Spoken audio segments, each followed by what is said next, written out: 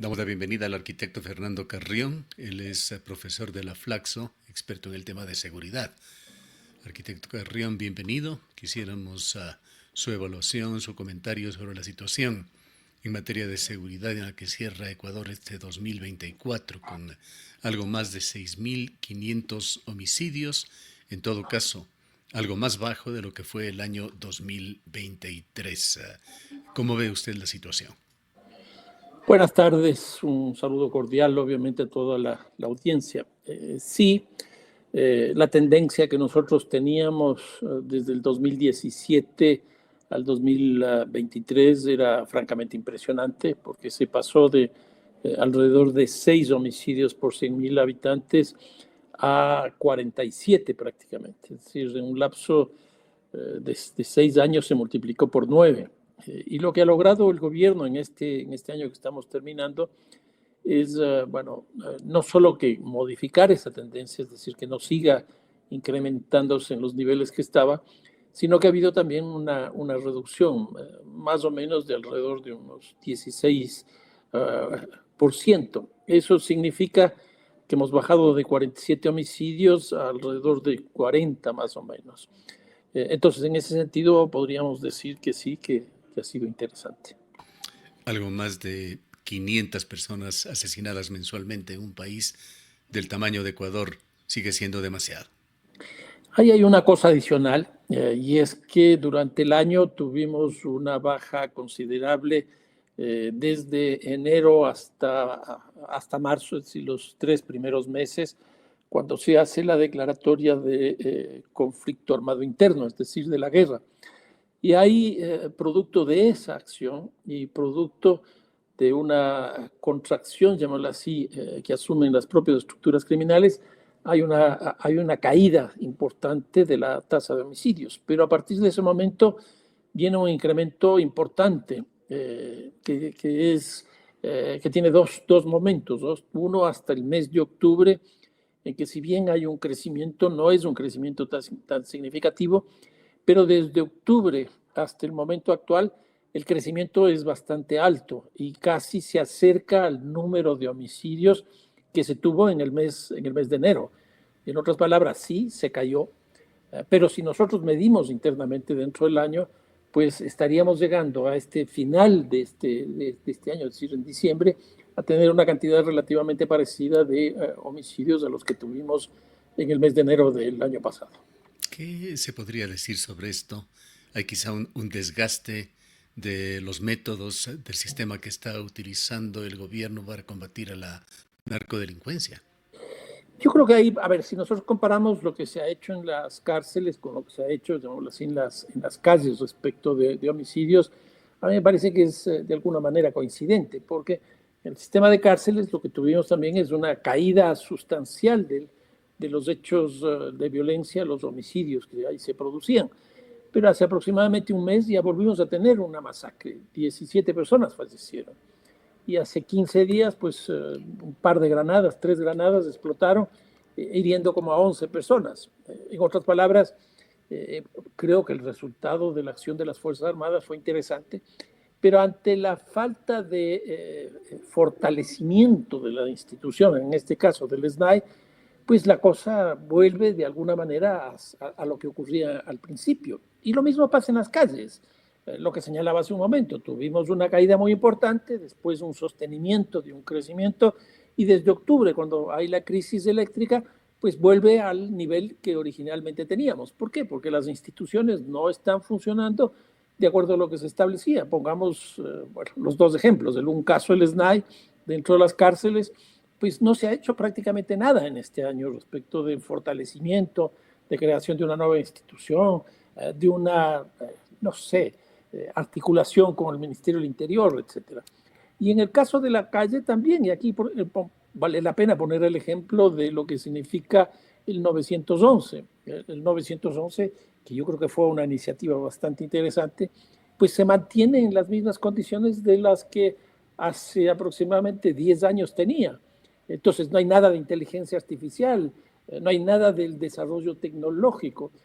En otras palabras, creo que no se puede sostener un resultado relativamente interesante porque las instituciones que están destinadas a este efecto no han sido fortalecidas.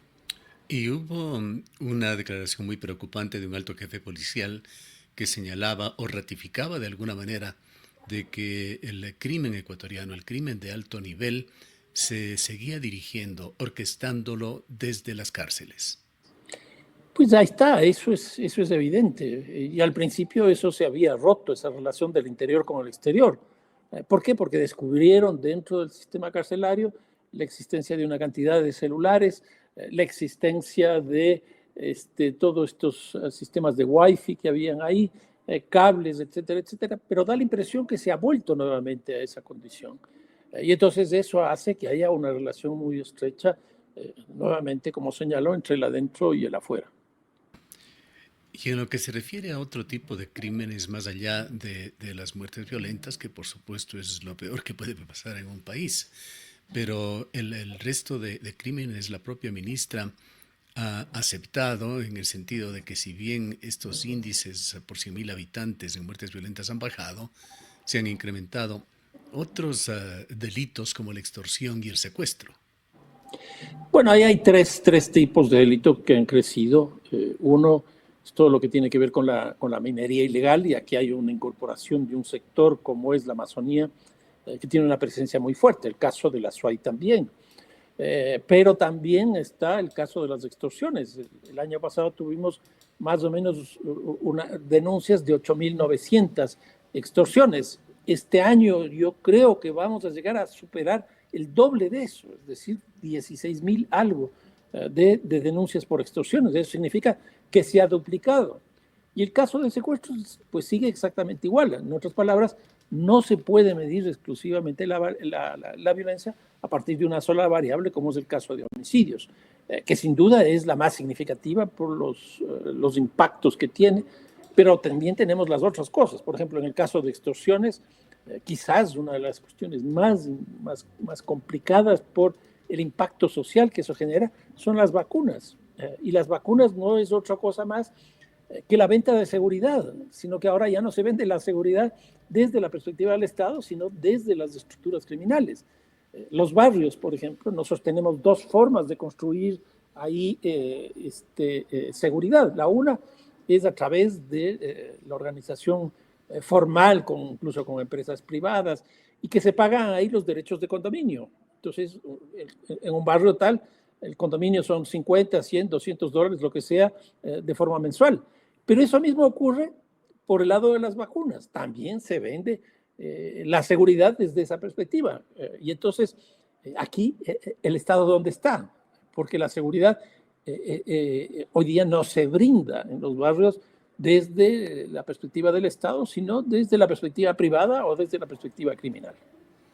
Va cayendo el país en una especie de letargia en la cual las cosas ya no cambian, falta efectividad en el combate. ¿Exigiría esto evaluaciones que seguramente se están haciendo al final de este año y casi al final de este gobierno para evaluar cambios de estrategia de seguridad, los repetitivos estados de excepción, que de excepción ya no tienen nada, esa intervención del ejército, las intenciones quizás se han dejado ver por parte del presidente de la República y del gobierno con esa ley que la denominaron antipillos, que intentaba supuestamente en el fondo controlar el lavado de activos? A ver, dos cosas respecto de esto. Uno, creo que es interesante, de alguna manera, esta ley antipillos, porque hay una nueva forma de comprensión del tema de lavado, el tema de la presencia de las organizaciones criminales. Y aquí aparecen al menos dos sectores. Uno, la venta de automóviles, y otro, el caso del fútbol. El caso del fútbol, lo que se está planteando es la creación de sociedad por acciones, que yo creo que eso también desde la perspectiva del fútbol es muy discutible. Porque tenemos el ejemplo de Chile. Chile se le cayó el fútbol por una cosa de ese tipo. Pero también tenemos el ejemplo de Inglaterra, que pues les ha ido bien, pero ahí lo que ocurre es que son inversiones que vienen desde fuera y son grandes capitales, como de Oriente Medio, de los Estados Unidos, etcétera. Pero bueno, ahí hay un intento desde la perspectiva de la economía de controlar. Ahora, lo que se lava en el fútbol es más bien relativamente pequeño. pero sí tiene una presencia política muy fuerte por declaraciones que incluso tuvo el ex embajador de los Estados Unidos al señalar que ese es un sector importante de lavado. Y lo otro es el tema de la venta de vehículos. Se sabe perfectamente bien que la venta de vehículos de segunda mano, llamémoslo así, es un mecanismo de lavado. Tampoco es una cantidad muy grande, pero sí es una cantidad importante.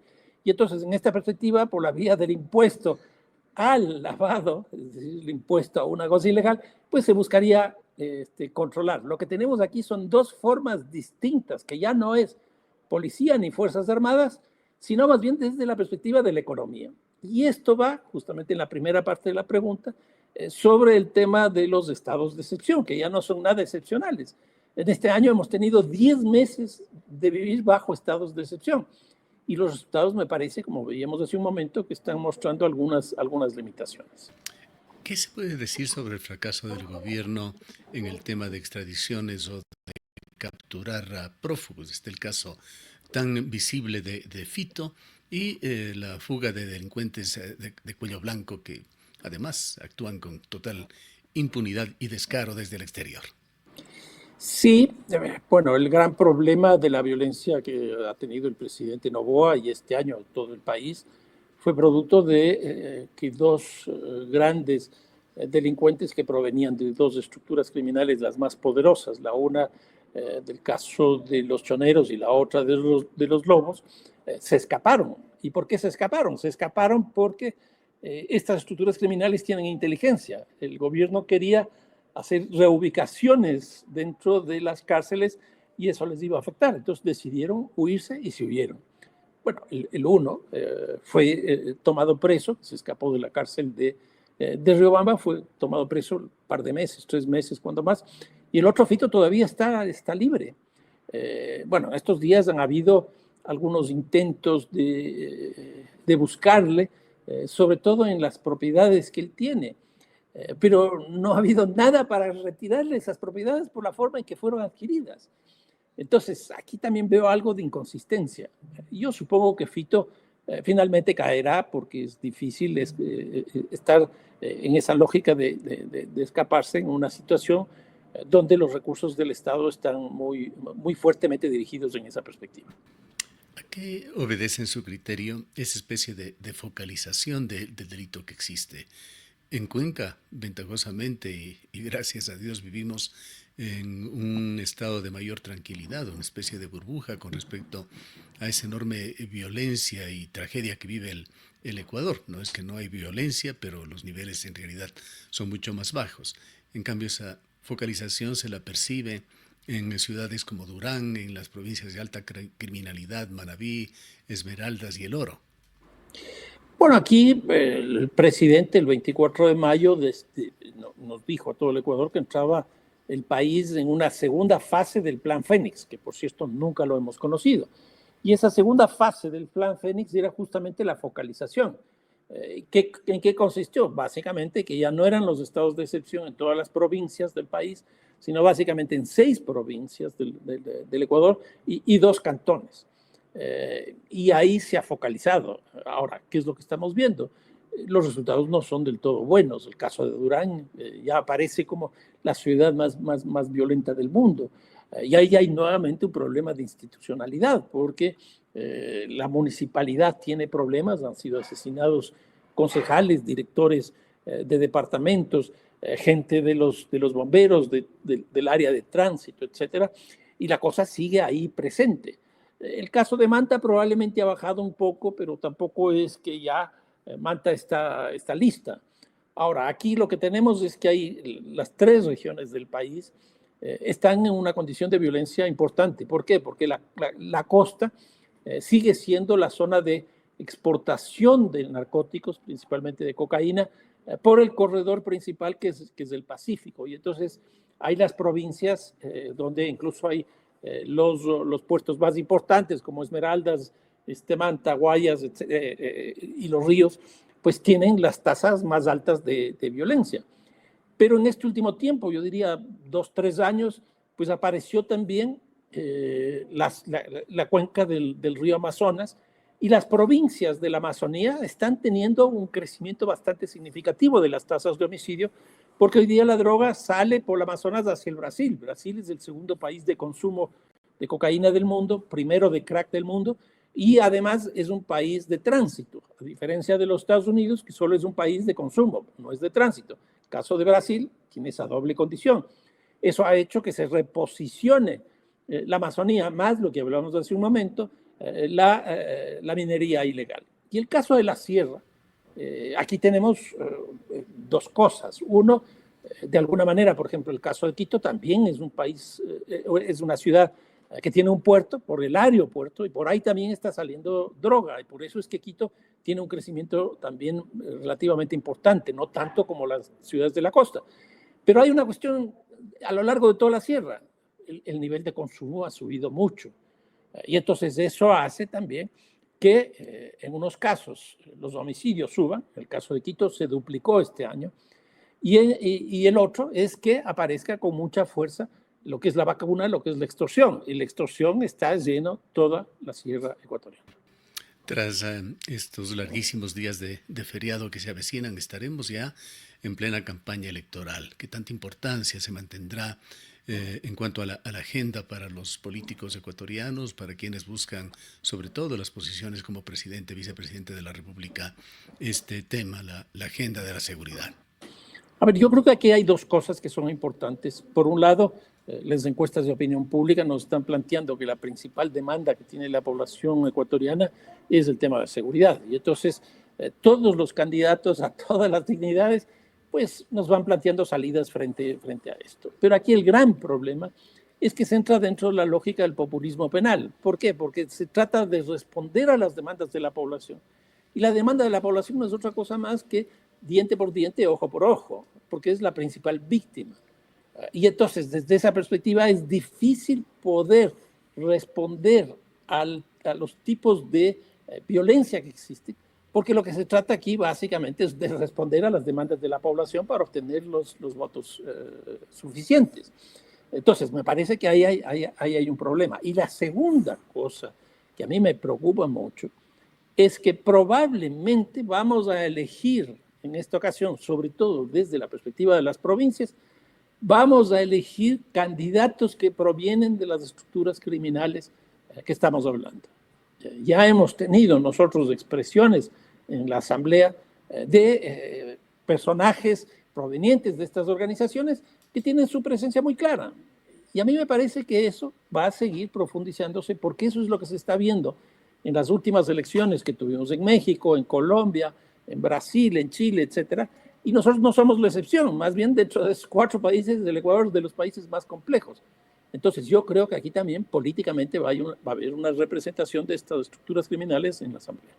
Este problema que usted anticipa será sobre todo en lo que acaba de señalar, la Asamblea Nacional.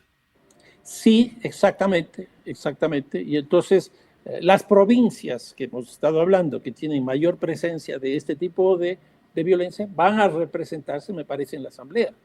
Les pongo los ejemplos. Por ejemplo, en México, en las últimas elecciones, cuando sale electa Claudia Sheinbaum, asesinaron a 38 alcaldes de municipios.